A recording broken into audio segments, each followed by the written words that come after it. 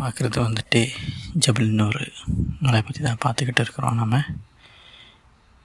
நிறைய பேர் வந்துட்டு அந்த மலை ஏறிக்கிட்டே இருக்கிறோம். இங்கே இந்த மலையில் தான் நபி ஸல்லல்லாஹு அலைஹி வஸல்லம் அவர்களுக்கு குர்ஆன் ஃபஸ்ட் டைமாக வந்தது. இங்கே மலை ஏறி மேலேன்னா ஹீரா குகை வந்துடும். அந்த ஹீரா குகையில் வச்சு தான் நபி ஸல்லல்லாஹு அலைஹி வஸல்லம் அவர்களுக்கு குர்ஆன் ஓதப்பட்டு ஃபஸ்ட் டைமாக இறங்கினது.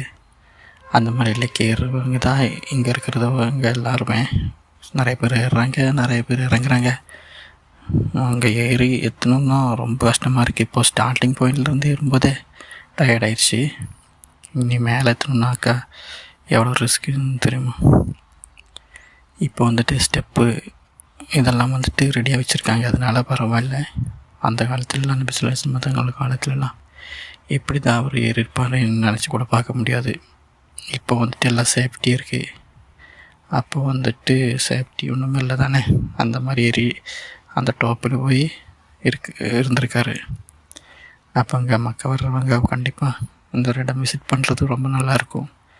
இங்கே வந்து ஏறும்போது நபி ஸல்லல்லாஹு அலைஹி வஸல்லம் அவங்க அந்த கஷ்டம் எவ்வளோன்னு நமக்கு தெரியும். இது ஏறலாம் தான் அந்த கஷ்டத்தை நமக்கு புரிஞ்சிக்க முடியும். சும்மா பார்க்குறதுனால மட்டும் இந்த மலையோட அந்த இது தெரியும்.